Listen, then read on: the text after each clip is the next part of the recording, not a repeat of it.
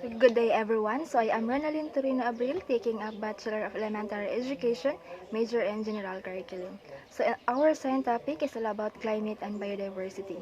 So in this lesson or in this topic, we will know first what are the factors that influence climate. So what are the factors that influence climate?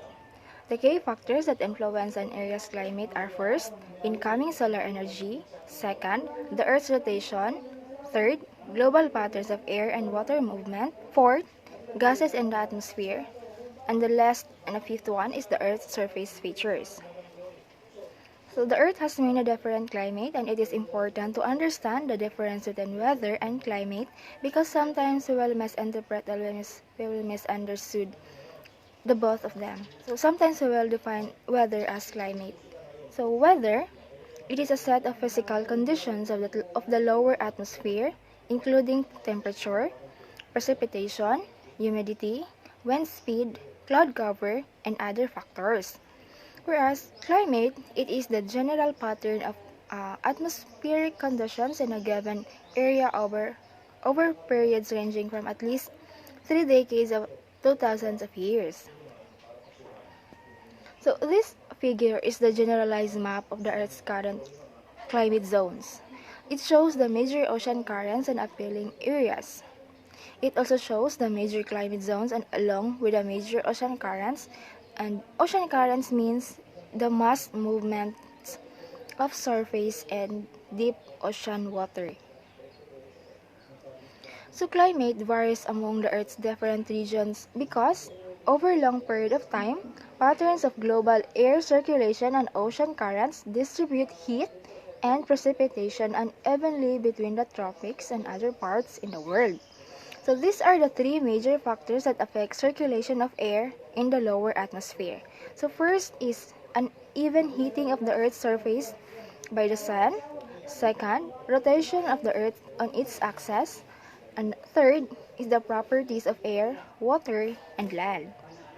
So uneven heating of the Earth's surface by the sun. So this means air is heated much more at the equator, where the sun's rays strike directly, than at the poles, where sunlight strikes at an angles and spreads out over a much greater area. So this is the figure. So this figure is the global circulation. That, meaning as air rises and falls in cells in the right portion, it also flows away from Earth toward the equator and is deflected to the east or west in the left portion.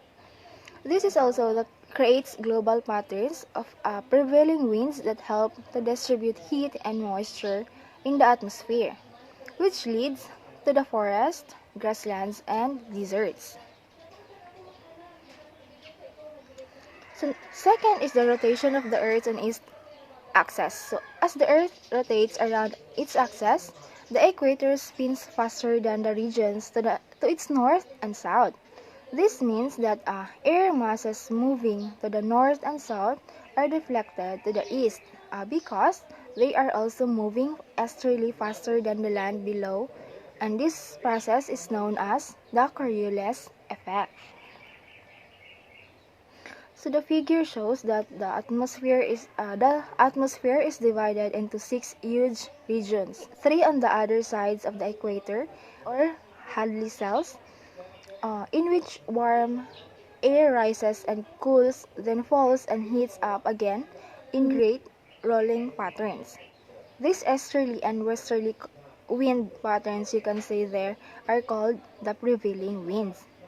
The prevailing winds is the major surface winds that blow almost continuously and help to distribute heat and moisture over Earth's surface and to drive surface ocean currents. And the third is the properties of air, water, and land.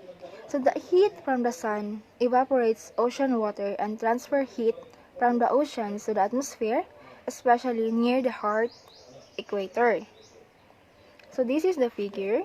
The energy is transferred by convection in the atmosphere, the process by which warm, wet air rises, then cools and releases heat and moisture as precipitation. So the colder, denser, and drier air sinks warms up and absorbs moisture as it flows across the Earth's surface to begin the cycle again. So this figure, water moves vertically in the oceans as denser water sinks while less dense water rises. So it shows a connected loop of deep and shallow ocean currents transports warm and cold water to various parts of the earth. So this figure shows the oceans and the atmosphere are strongly linked in two ways. So ocean currents are affected by winds in the atmosphere, and heat from the ocean affects atmospheric circulation. So one example of the interactions between the oceans and the atmosphere is the El Niño, or the Southern Oscillation. So now we will know the greenhouse gases warm the lower atmosphere. So as energy flows from the sun to the earth, some of it is reflected by the earth's surface back into the atmosphere. And as energy flows from the sun to the earth, some of it is reflected by the earth's surface back into the atmosphere. The gases called greenhouse gases, which play a role in determining the lower atmosphere's average temperatures and Earth's climate. And these are the major greenhouse gases. First is the water vapor, or the H2O. Second is the carbon dioxide, or the CO2. And third is the methane, or the CH4. And fourth and the last one is the nitrous oxide, or the N2O. So the natural warming of the lower atmosphere is called greenhouse effect. So without this natural warming effect of the earth would be a very cold and mostly lifeless planet. So now we will know the earth's surface features affect local climate. So heat is absorbed and released more slowly by water than by land, creating land and geogeysers. High mountains create the rain shadow effect. So based on the figure, the rain shadow effect is a reduction of rainfall and loss of moisture from the landscape on the leeward side of a mountain. So warm, moist air and ocean winds loses most of its moisture as rain and snow that fall on the windward side of the mountain range on the land beyond. So that's all, and thank you. The other topic of the lessons will be tackled by the other group members. So good day, class. Today, in this juncture, I will be discussing climate and biodiversity concept 7.2.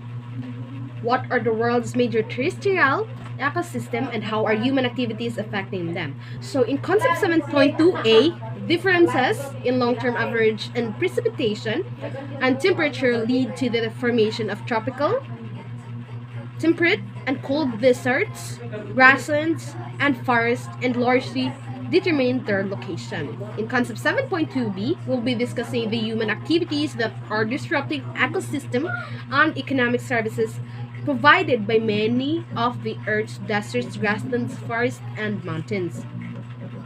So climate helps to determine where terrestrial organisms can live. So first, what is terrestrial ecosystem? So a terrestrial ecosystem is a type of ecosystem that can only be found in landforms. So climate helps to determine where terrestrial organisms can live.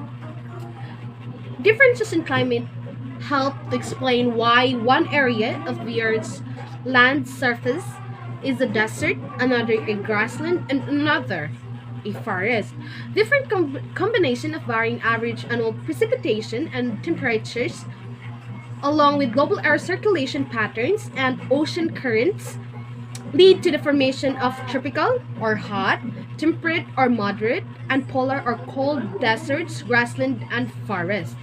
So climate and vegetation vary according to the latitude and also according to elevation or height above sea level. If you climb a tall mountain from its base to its summit, you can observe changes in life of the plant, similar to those you would encounter in traveling from the equator to the Earth's northern polar region. As you can see in figure 7.9, you will see the biomes and the climate both changing and elevating, as well as with latitude. So in figure 7.2 shows how scientists have divided the world into several major biomes. Biomes are large terrestrial regions, each characterized by a particular type of climate and certain combination of dominant plant life. The variety of terrestrial biomes and aquatic system is one of the 4 components of the Earth's biodiversity. So as you can see in figure 7.10, on maps, biomes are shown with sharp boundaries and each biome is covered with one general type of vegetation. In reality, biomes are not uniform. They consist of mosaic of patches, each with somewhat different biological communities but with similarities typical of the biome. These patches occur primarily because of the irregular distribution of the resources needed by plants and animals, and because human activities have removed or altered the natural vegetation in many areas. So there are also differences along the transition zone, called the ecotone, between 2 different ecosystems or biomes. This zone contains habitats that are common to both ecosystems along with other habitats that are unique to the transition zone. This results in the edge effect, or the transition zone between 2 different ecosystems to have greater species diversity and a higher density of organisms than are found in either of the individual ecosystem. So these are the 3 major types of desert. In a desert, annual precipitation is low and often scattered unevenly throughout the year. During the day, the baking sun warms the ground and evaporates water from plant leaves and from the soil. But at night, most of the heat stored in the ground radiates quickly into the atmosphere. This explains why in a desert, you may roast during the day but shiver at night.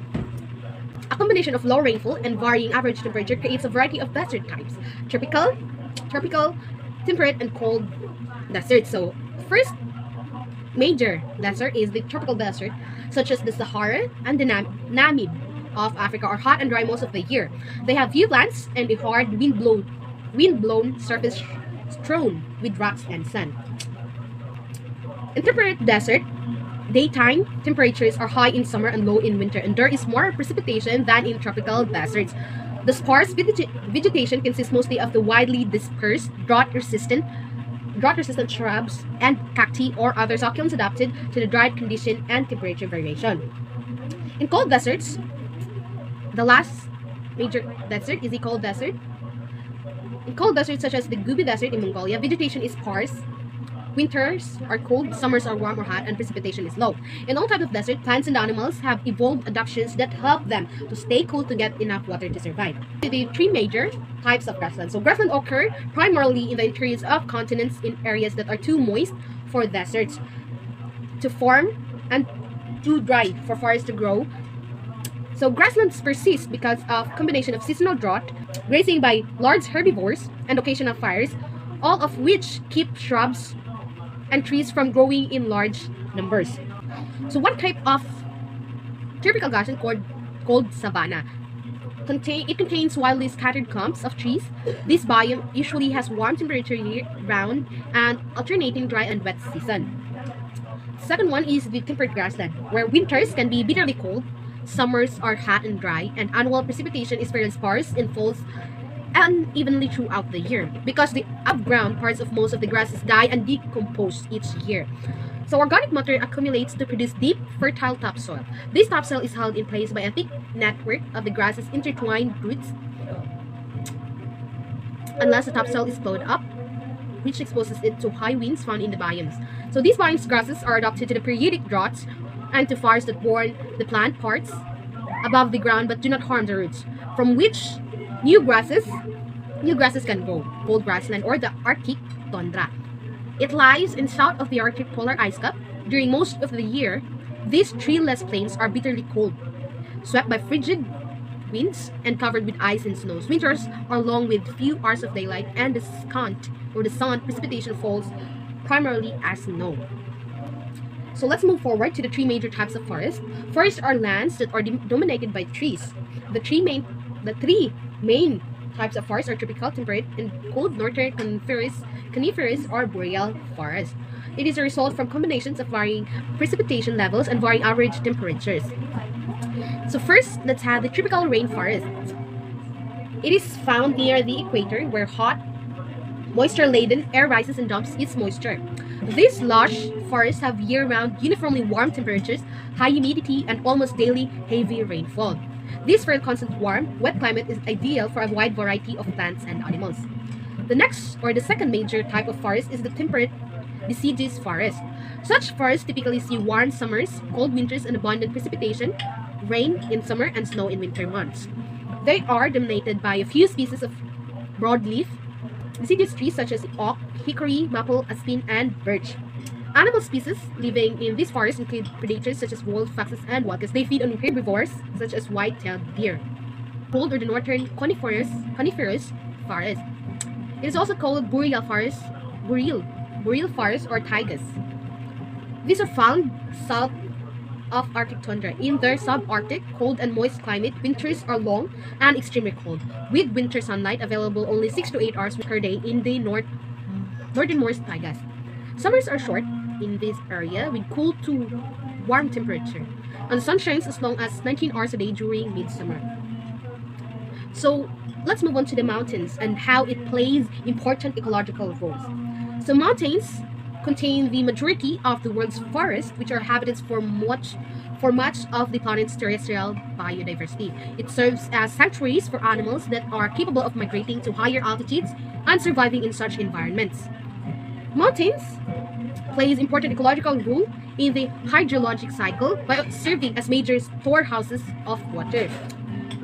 So mountains play an important ecological role according to the 2005 Millennium Ecosystem Assessment, or the MEA, and later updates of such research. About 60% of the world's major terrestrial ecosystem are being degraded or used unsustainably as the human ecological footprint gets bigger and spreads across the globe. It summarizes some of the most harmful human impacts in the world's deserts, grasslands, forests, and mountains, as you can see in the figure 7.17. So leaving this question, how long can we keep eating away at these terrestrial forms of natural capital without threatening our economies and the long-term survival of our own many other species? No one knows, but there are increasing signs that we need to come to grips with this vital issue. Leaving this quote from Carolyn Lucas, addressing the climate and biodiversity crisis requires us to radically change our economic models, moving away from economic growth as the overriding measure of progress and moving instead toward improving health and well-being for people and nature. That means a different economic model taking us towards a sustainable economy. So that's all for today, class. I hope you have learned something. Let's conserve our nature for us to have a sustainable future. Thank you for listening. God bless. So, good afternoon, everyone. I am Girly Ansalindo, the last reporter. So, my report is about the major types of marine aquatic system and how are the human activities affecting them. So, we have the water that covers most of the planet, 71% of its surface covered with the ocean. It also have five largest area: the Arctic, Atlantic, the Pacific, the Indian, and the Southern Ocean. Aquatic life zone, it is the water and salt water and freshwater portion of the biosphere that can support life. Salinity, amounts of various salt. We have the two major types of aquatic life zone: the saltwater and or marine life zone and the freshwater life zone. Next is ocean provide enormously valuable ecosystem and economic services that help to keep us and the other species alive and that support economies. They are also enormous reserve of the biodiversity. So as you can see in the picture, the numbers of important ecosystem and economic services. So next is the three major life zone of marine life. We have the coastal zone, the open sea, and the ocean bottom. So the coastal zone is where the area is warm and nutrient rich, and the open sea is the part of the sea not enclosed between headlands and or included the narrow straits, and the ocean bottom or the seabed. Next is estuary, where the river meets the sea.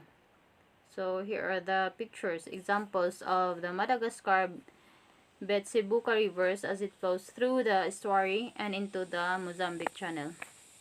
Next is the coastal wetlands. The area is covered with water all part of the year.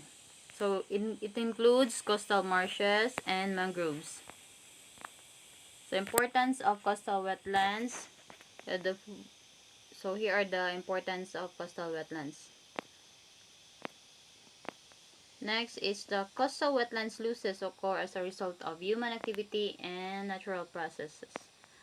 The next is the seagrass beds. It is the underwater ecosystem formed by seagrasses. So seagrasses are flowering plants with stems and long green grass-like leaves. So this is according to Wikipedia. So here is the example, the picture of San Clemente Island, California support a variety of marine species. So we have here importance of seagrass beds. They act as nurseries and also for foraging grounds for larger predator fish. This is according to Larcom et al. 1989. Human activities that may result to seagrass bed loss. So, fishing and aquaculture introduce exotic species, boating and anchoring, habitat alteration. So, coral reefs. Coral reefs are the large underwater structure composed of the skeleton of colonial marine invertebrates called coral. So, this is according to Wikipedia again. So, this is the example. Human activities that may damage coral reefs. First, we have the ocean acidification, the rising level of acidity in the ocean water. So, this is caused by burning carbon-containing fossil fuels. So, here are the examples of ocean acidification. Next is the coral bleaching and reef degradation. Happens when the water is too warm. And also, the corals will expel the algae or the zooxanthellae living in their tissues, causing the coral to turn completely white. So here are the examples. So next is the open sea and the ocean floor host a variety of species. The open sea, the sharp increase in water at the edge of the continental shelf separate the coastal zone from the vast volume of ocean. So it has 3 vertical zones, which are the euphotic zones, the bathyal zones, and the abyssal zones. So the euphotic zones, the bright lit upper zone, the bathyal zone is the dimly lit middle zone, and the abyssal zone is the deepest zone. So deep ocean floor, teeming with life because it contains enough nutrients to support a large number of species. So marine snow, it is the shower of organic material falling from upper parts of the water.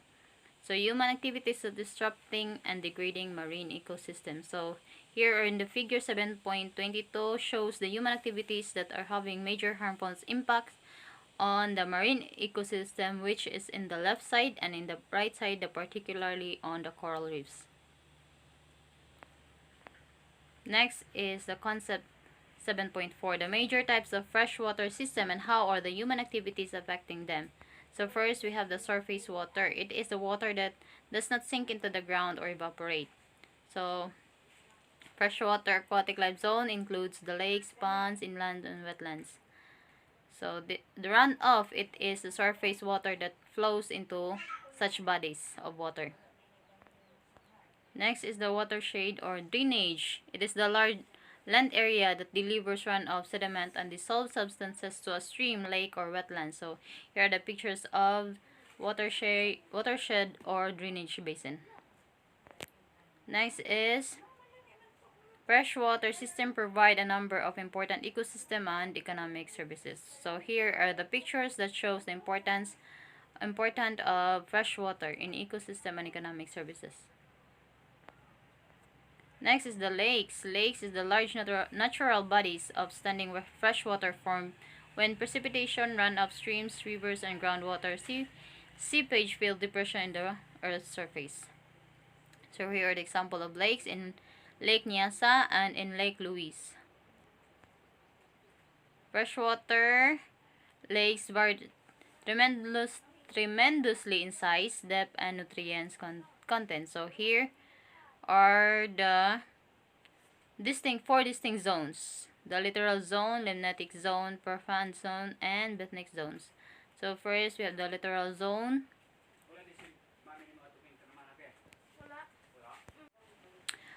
Get in the littoral zone gets a lot of nutrients from runoff and non-point source pollution. So in this zone, abundance of aquatic plant and algae growth. So next is the limnetic zone.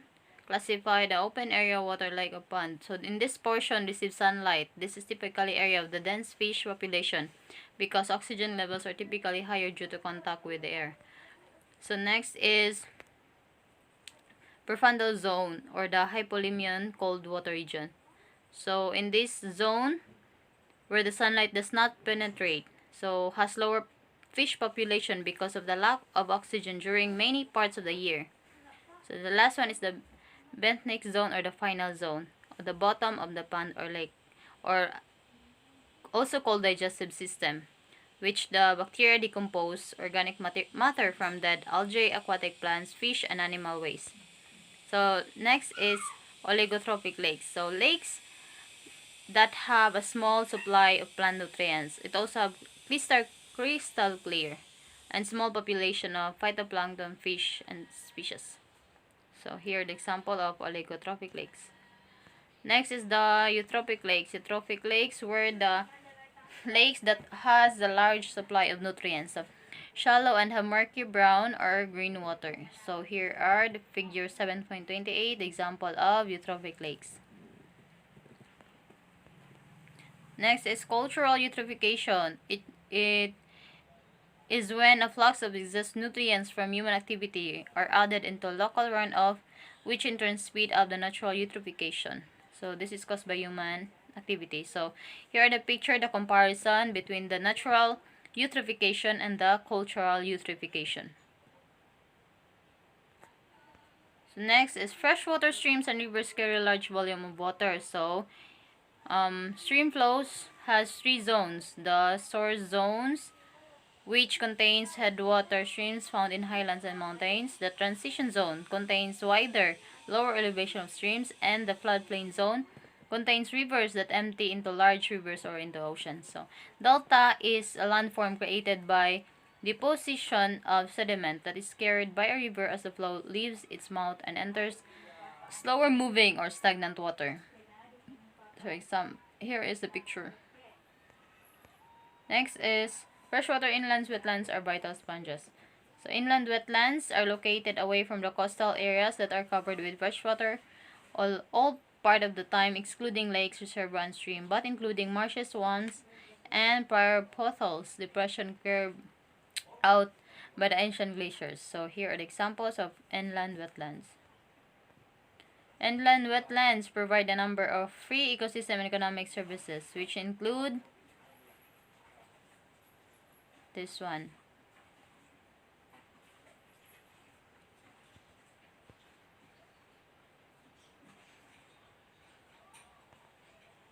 Next is picture of Alexandra Cousteau, which he is environmental storyteller, national geographic emerging explorer. So the focus of Alexandra's work is advocating the importance of conservation and sustainable management of water in order to preserve a healthy planet. So human activities that disrupt and degrade in freshwater system. We have the dams and canals, flood control levees and dikes, cities and farm, and many inland wetlands that have been drained or filled to grow crops or have been covered with asphalt, concrete, and buildings. So the three big ideas, we have the differences climate based primarily on long-term differences in the average temperature and precipitation largely determine the type and location of the Earth's desert, grassland, and the forest. Saltwater and freshwater aquatic system almost cover 3/4 of the Earth's surface and ocean dominated by. So the last is the Earth's terrestrial and aquatic system provide important ecosystem and economic services that are being degraded and disrupted by human beings. So that ends my report, and thank you.